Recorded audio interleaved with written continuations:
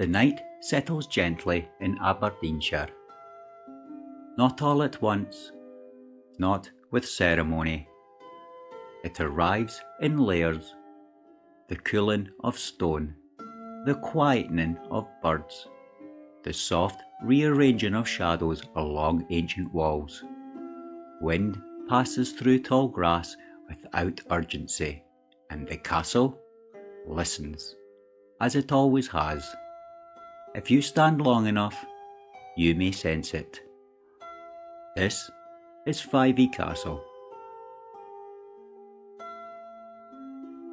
Before the stories, before the names, before the remembering, let the mind settle.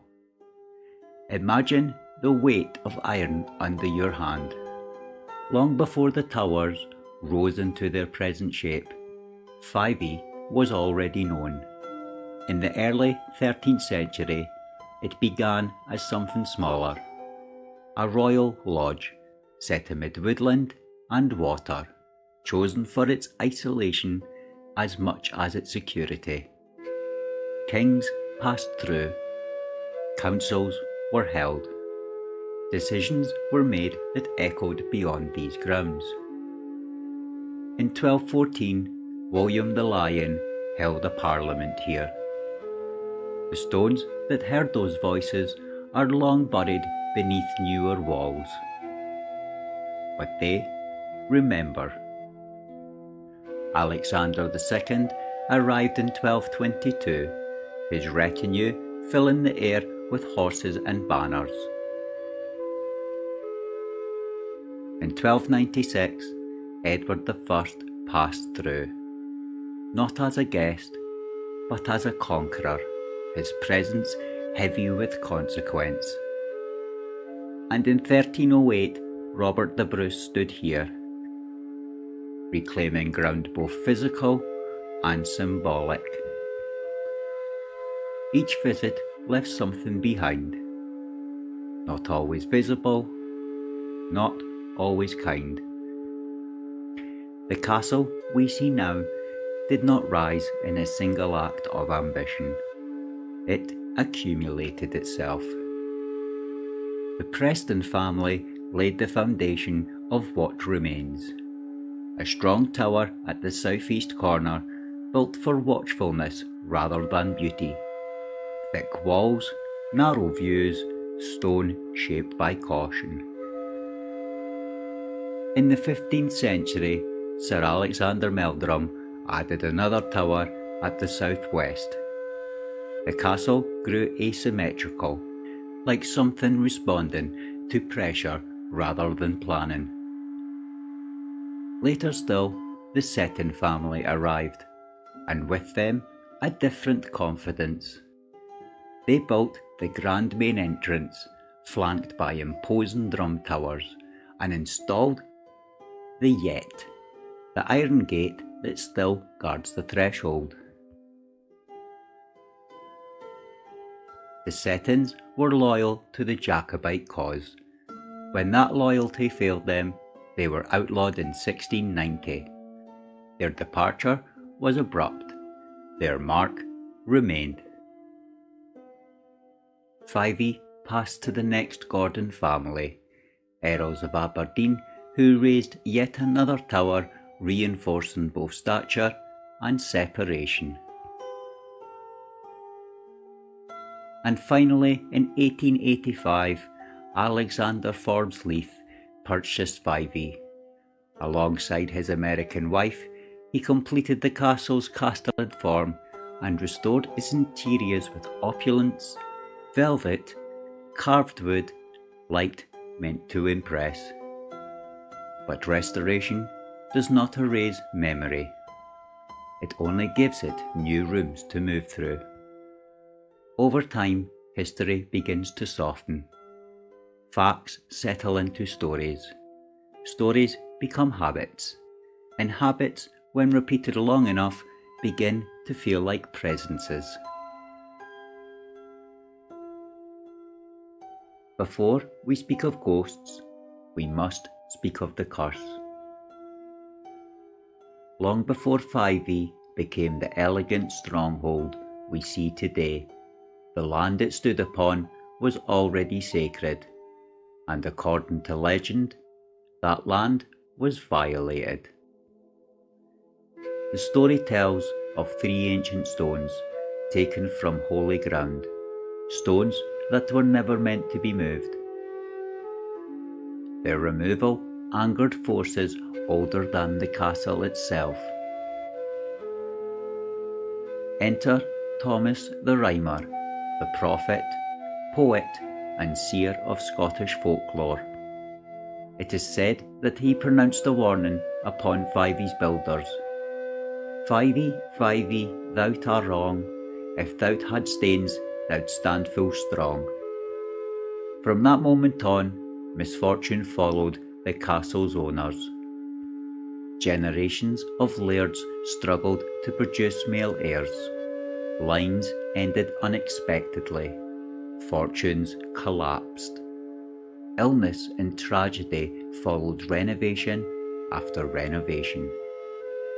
The stones became known as the Weeping Stones, said to cry tears of blood when death approached the castle. Some versions of the legend claim the stones were eventually returned. Others say only 2 ever were. And according to the oldest tellings, as long as even 1 stone remains out of place, Fyvie will never truly know peace.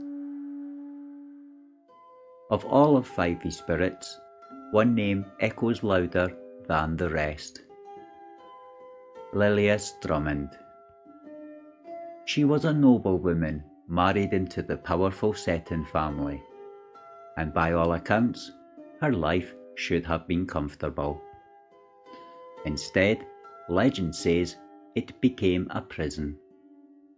Lilias was accused of infidelity, a charge that in those days required little proof and offered no mercy.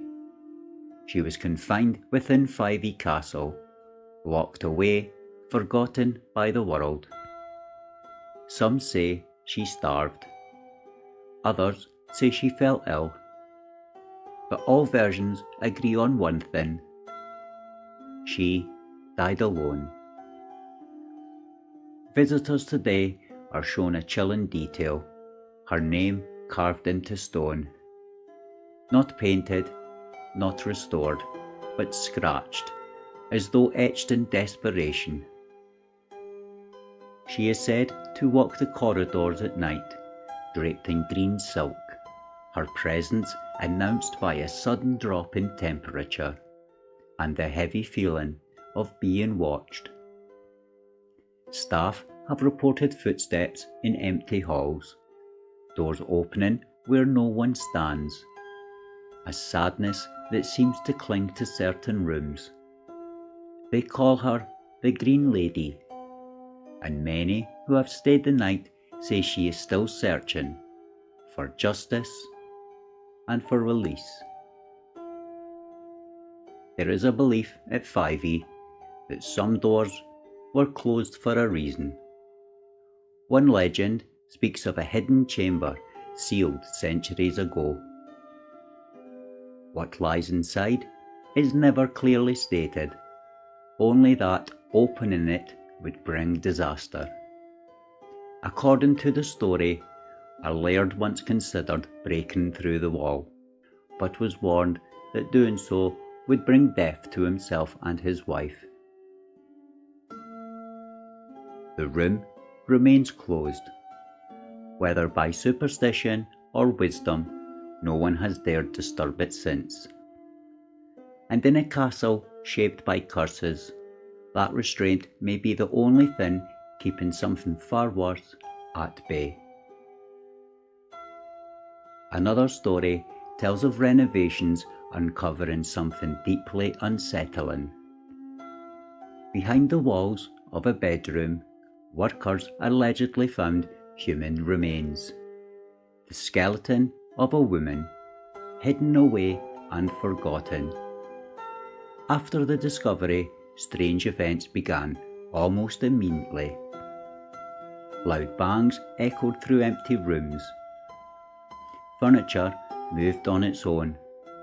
Only when the remains were properly dealt with, buried, blessed, or returned to rest, did the disturbances reportedly stop.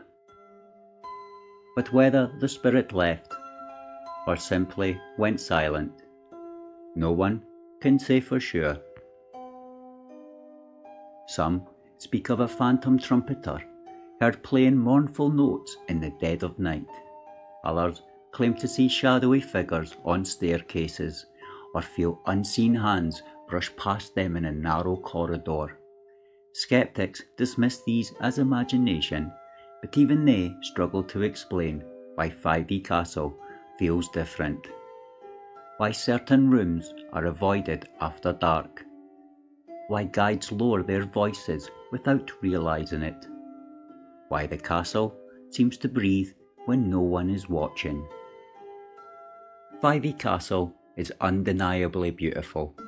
Its towers rise with confidence, its halls gleam with restored splendour, its gardens invite pause. And yet, if you listen closely, you may sense how carefully it holds itself, as if beauty were not enough on its own, as if the walls are always remembering something you arrived too late to stop. No ghost here demands attention. No voice insists on belief. They simply remain. And when you leave, stepping back through the iron Yett, letting the night close behind you, it is easy to feel that Fyvie has not noticed your departure at all. After all, it has seen kings come and go. It has watched loyalties rise and fall. It has endured hunger, silence, and forgetting. It can wait.